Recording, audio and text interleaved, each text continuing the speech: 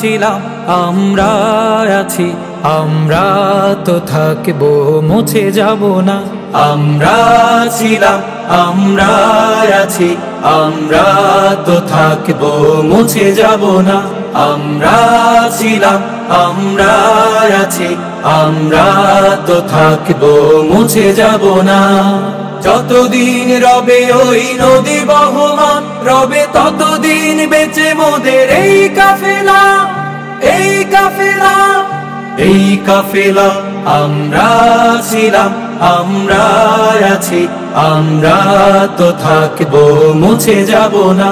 আমরা ছিলাম আমরা আছি, আমরা তো থাকবো, মুছে যাব না। অস্ত্র আঘাতে রোখা যাবে না, না না না।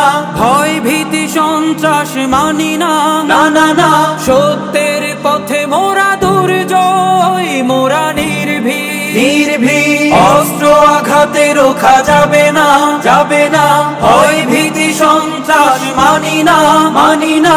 সত্যের পথে মোরা দুর্জয়, মোরা নির্ভীক, নির্ভীক। বাতিলের উৎখাতে তাই আমরা বজ্র কঠোর ভাঙবো, ভাঙবো তাগুতে ঠিকানা। আমরা ছিলাম আমরা আছি, আমরা তো থাকবো, মুছে যাব না। আমরা ছিলাম আমরা আছি, আমরা তো থাকবো, মুছে যাব না। শাহাদাতের অভিলাষ বুকেতে, বুকেতে। অনিবার অবিরাম জিহাদে, জিহাদে। রক্তে লালিমা হয় রাজপথ, ওই রাজপথ, রাজপথ। শাহাদাতের অভিলাষ বুকেতে, বুকেতে। অনিবার অবিরাম জিহাদে, জিহাদে। রক্তে লালিমা হয় রাজপথ, ওই রাজপথ, রাজপথ। তবু সামনে চলা ভেঙে কুফুরি বাধা, গড়ব গড়ব আল্লাহর রাত। আমরা ছিলাম আমরা আছি, আমরা তো থাকবো, মুছে যাব না। আমরা ছিলাম আমরা আছি, আমরা তো থাকবো, মুছে যাব না। সম্মানিত উপস্থিতি, স্বাধীনতার পরে 53 বছর, যে 53 বছরে বাংলাদেশে কোনো মানবের বিচার সংরক্ষিত হয়নি, বৈষম্য দূরীভূত হয়নি। সেই বৈষম্য দূরীভূত করার জন্য, মানুষের অধিকার রক্ষার জন্য 34-এ যে আন্দোলন হয়েছে, সে আন্দোলন অনেক মানুষ আহত হয়েছে, ছাত্র সমাজ আহত হয়েছে, শ্রমিক আহত হয়েছে। এত রক্তদানের পরে কেন এখন মানুষ মানুষের মানবাধিকার খুঁজে পাবে না? আমরা এই সরকারের যেটা আহ্বান করবো, অতি শীঘ্র আমাদের মুক্ত করে দিন।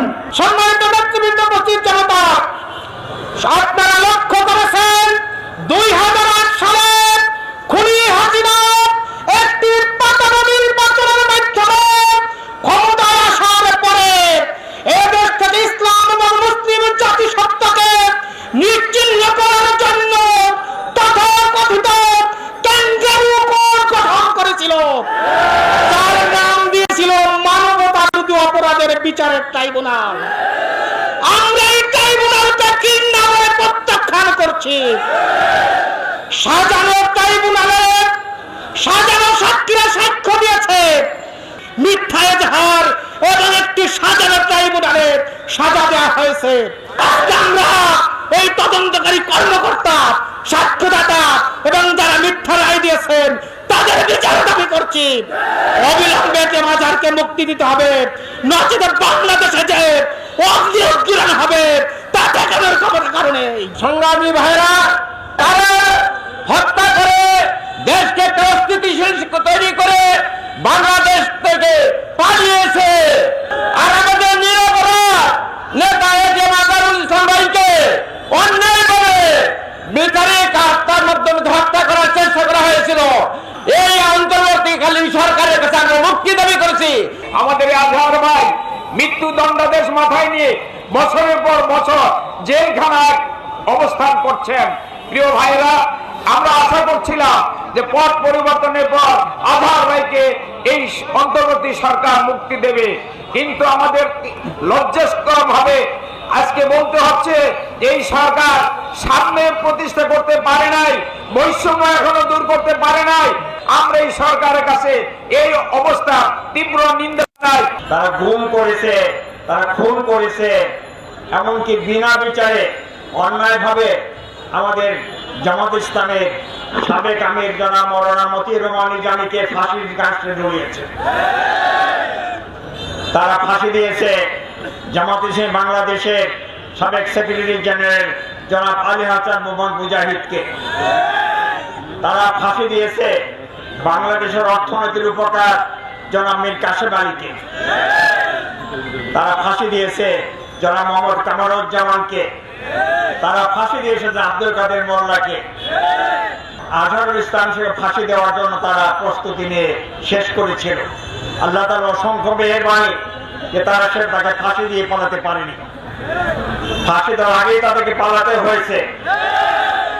সরকারি নারায়ণগঞ্জবাসী আমাদের নেতৃবৃন্দ বলেছেন প্রায় 6 মাস 10 দিন পেরিয়ে গিয়েছে, কিন্তু আমাদের সেই প্রিয় নেতা মজলুম নেতা ধীরে ধীরে যিনি বিগত 15 বছর কারারুদ্ধ ছিলেন, নির্যাতিত হয়েছেন, মাসের পর মাস তাকে ডান্ডাবেড়ি পেরিয়ে রাখা হয়েছে, সেই প্রিয় নেতা আজহারুল ইসলাম আজহার ভাইয়ের এখনো আমরা মুক্তি দেখতে পাই নাই। সেজন্য আমরা অত্যন্ত আকুর্ত, হতবাক এবং বিস্মিত। আমরা ইন্টারিম গভর্নমেন্টকে বলতে চাই, প্রথম দাবি হচ্ছে অল্প সময়ের মধ্যে নিঃশর্তভাবে এটিএম আজহার ভাইকে মুক্তি দিতে হবে। এটিএম আজহার ভাইকে নিঃশর্ত মুক্তি দিতে হবে। দ্বিতীয় বিষয় হলো বাংলাদেশের মানুষের এই নতুন স্বাধীনতা আন্দোলনে জামাত ইসলামী নতুন করে বাংলাদেশের মানুষকে দেখিয়ে দিয়েছে বাংলাদেশের মানুষের অধিকারের জন্য জালিমের বিরুদ্ধে রুখে দাঁড়াতে হবে। সেই রুখে দাঁড়ানোর কাজে ছাত্র শ্রমিকদের সাথে জামাত ইসলামী অত্যন্ত গুরুত্বপূর্ণ ভূমিকা রেখেছে। সুতরাং জামাতকে বাদ দিয়ে আগামী দিনের নতুন স্বপ্নের বাংলাদেশ কল্পনা করা যায় না, যাবে না।